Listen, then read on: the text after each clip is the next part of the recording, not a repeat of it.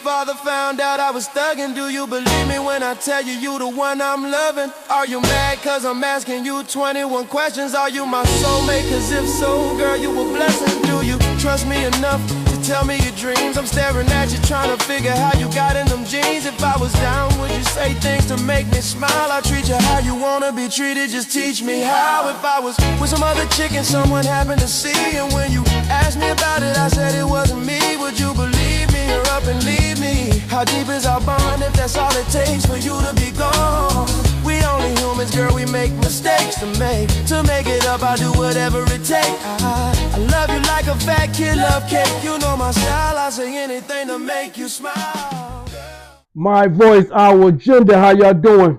Another episode, you know what I'm saying? This one is very interesting, you know, but thank y'all for tuning in for another episode of My Voice, Our Agenda. What time is it? It's time to cook. Yes, sir. Beautiful Sunday evening. Cold outside, but, you know, I hope y'all keeping yourselves warm. Got the coat on and the scullies, you know, fur coat, whatever. Make sure y'all keep yourself warm out there. Connecticut ain't joking now, you know what I'm saying? We haven't had a winter like this in a long time. We got one now. My voice, our agenda, baby. Listen, I want to thank my God. First, let me thank my God for waking me up this morning and thank you for all the blessings. You know, without you, I'm nothing. With you, I'm everything.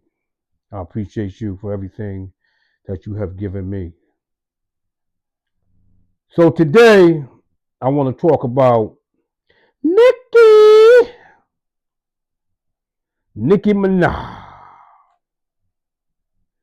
Nicki Minaj. Chick done lost her damn mind.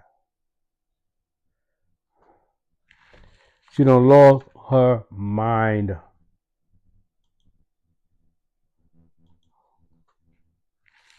I don't know what's going on, man, but you know, she got up there. I mean, she was saying some things, you know, for a while now about how she rocking for Trump right now. And, you know, everybody was confused to why this powerful woman um, would even risk it all jumping on the bandwagon with Trump. I'm Trump #1 fan. Yeah.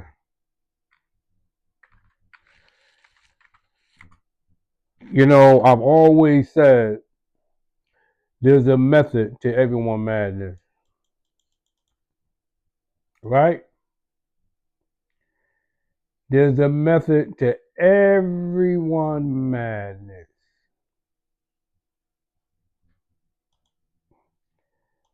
And Nicki Minaj ain't no different. So we were all trying to figure out why she felt like she had to jump out the window for Trump.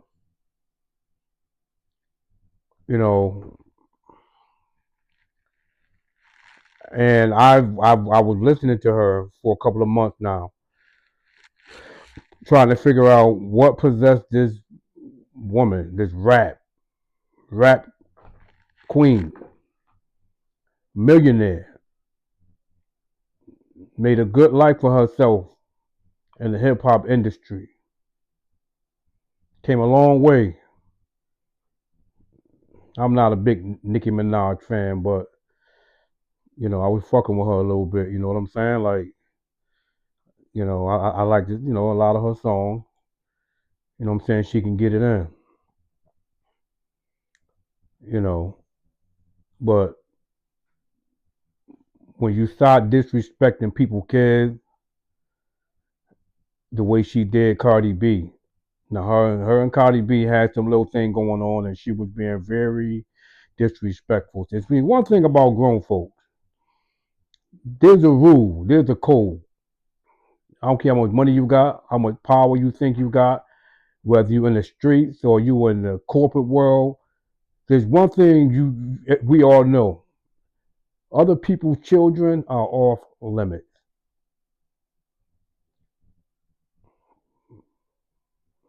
Unacceptable.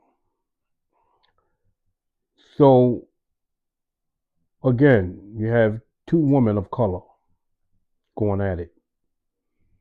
And I'm not taking no sides. Neither one of them should have been going at it like that. Cardi B or Nicki Minaj. But, the lines were crossed. That was when that happened, I really, really didn't like Nicki Minaj. You two ladies, y'all grown. Y'all can, if it's out of the art of hip hop and being competitive, put in the music and y'all go, head to head. That's the way hip hop was started, right? That's the way hip hop started. LL and Kumo D and Jay Z, Nas, and you know everybody. Eminem. When you battle, you battle. But when it's not you know in the music and it's on social media and it's publicly being headlined and you start being disrespectful and talking about people's kids, that's where you cross the line. That's where the line is drawn. So that's why I stopped dealing with Nicki Minaj as a whole. But then she trumped that. She trumped that. Yeah, she trumped it. Uh, where she just started talking about Somalia, um, and she was being very, very disrespectful, you know, about that country. And it's some things you can't do. So what I didn't know, she was stirring up all this drama, hanging out with the Trump administration and hanging out with Trump and publicly saying things about other countries which she knew nothing about. Um, I don't care what you think she knew. She didn't know nothing. She was dealing with a devil over there. And for the life of me, I never had an idea. I was always confused as to why she was doing this. Why she standing next to this man, next to Donald Trump. Why she was, rocking with MAGA. Why she was publicly, you know, diluting herself. Why was she degrading herself? I've never understood why. Well, doing my homework, social media, you learn a lot, hearing things. I never knew she was an immigrant, first of all. Now things start to click in my head. Okay, she's an immigrant. Okay. She's hanging with Trump. Yeah, Trump liked to pardon people. So now you're dealing with Nicki Minaj, not as a rapper, but somebody that was in survival mode. That's the way I look at it. Of course, I was angry when she got up there, the other day, standing with Trump and all of that. But I started to think, like, wait a minute, something ain't right. Something just not right with this lady. Like this, you come out of the blue and you start rocking with this man, and you losing 10 million followers. Things are crashing down. What is it in this world will make this lady jump out the window like that? What is it? Like you have it all. Bingo. Well, if you don't know the story about Nicki Minaj, um, she has a husband named Kenneth Petty, right? And everybody know about this. So in 1995, he was convicted of first-degree attempt rape in New York. Yeah, you heard me. Of a 16-year-old. So she married him knowing this. She married a sex offender, Kenneth, Kenneth Petty. Um, his current status is he's a sex offender. He's a registered sex offender, a sex offender in New York City. Um, and he everybody knows it. Everybody knows that this is who she's married to. It's sick. Now she's married to a sexual predator, a man that was attempted to rape a 16-year-old in 1994. Now he was arrested again in March in 2020 for failing to register as a sex offender in California. And this happened after he decided to move with Nicki Minaj. And he pleaded guilty to that, and he was sentenced to 3 years probation and one year of home detention. Now that's her husband. We talk about Nicki Minaj now. Now I'm going to get to the point to why it is so relevant to what everything Nicki Minaj is doing. Now she has a brother, Jelani Mirage, or whatever, however you pronounce his name. Uh,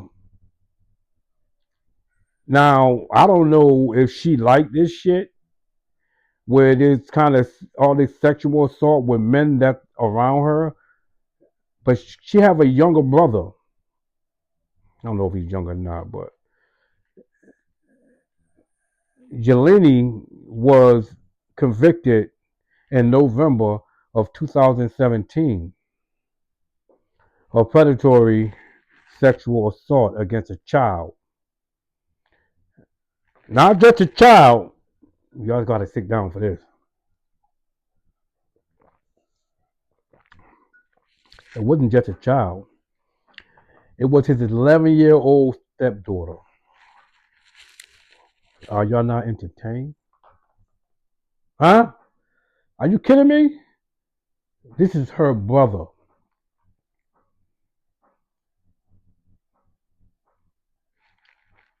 A sexual assault against your own stepdaughter, 11 years old. Listen, Nicki Minaj's brother now. Now he was sentenced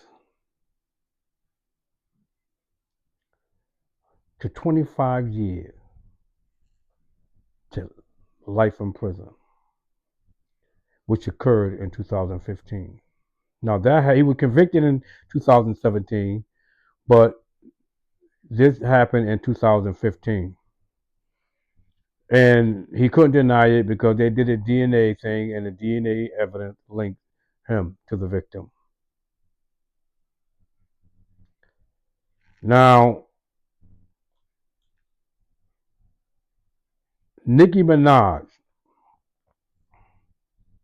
has publicly defended Kenneth Petty, her husband, dismissing the criticism of his past. And she responded publicly about her husband's past and said he was only 15. I mean, he was 15 and she was 16 in a relationship. Like, are you serious? This is now I'll quote. She said he was 15 and she was 16. So that happened when he was young. She was okay with it. She met him, fell in love with him, and she married him, knowing what he had did. Now that was her husband. Now her response regarding her brother And that's family. You know what I'm saying? I mean, you're gonna stand by your family no matter what, whether you disagree or not. Me, I probably would have to disown my brother, and they probably would disown me.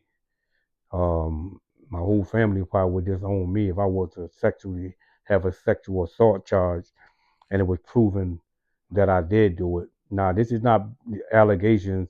These are not assumptions. These are convictions. These are proven through DNA. Um, so, she stood by her brother. She stood by her husband. Um, and she paid $100,000 bond for her brother's temporary release in 2015, and wrote a character letter for him before he got sentenced. Listen, that's her brother. By all means, she can do whatever she wants. But why am I bringing this up? Uh, it connects to why she is jumping out the window with Donald Trump. Donald Trump is currently the president of the United States, and she's in survival mode. She got two people that she loves, her husband and her brother. Then she's an immigrant. She's an undocumented immigrant. So, yeah, you're going to show your little titties, your ass, and you're going to shake it in front of that old ass man. You know what I'm saying? Like, he liked that shit. Him and Jeffrey Epstein, they love that. So even though she's an older woman, she flashing that body around him and probably whispering in his ear, whatever. I don't know. She probably did a Monica Lewinsky on his ass. Who knows? But at the end of the day, she is there for a reason. So the whole world was trying to figure out. And then here she comes with the gold card. This gold card that grants you freedom, that grants you citizenship. So that's what she had. She got the gold card. And I don't know what the hell that noise was, but yeah, so she got the gold card, the immigration gold card. So now she's a citizen. So if you're wondering why she was jumping out the window and she was MAGA love, I love MAGA, I love Trump. She sacrificed those 10 million followers. She sacrificed her image. She sacrificed everything because she want her brother to get a pardon and she want her husband to get a pardon. And she wanted to be a citizen of the United States. She's from Trinidad. She haven't lived there since she was young, a child maybe. So you a millionaire, you living up in a mansion, and you got ICE running around here, don't care who you are, dragging people and sending them back to their own country.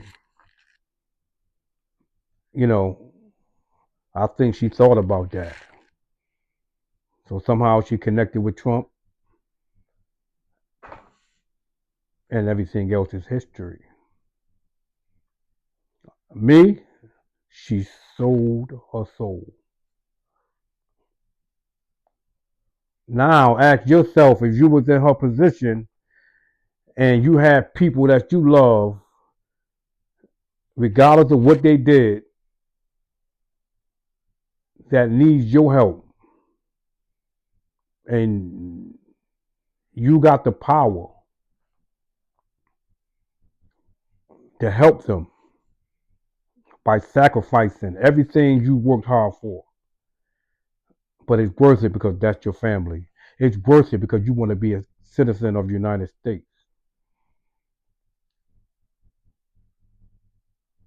So you have to ask yourself, if you was in her shoes, would you do that? That's my question. I hope y'all leave a comment and let me know how y'all feel about that. But that's what I'm talking about.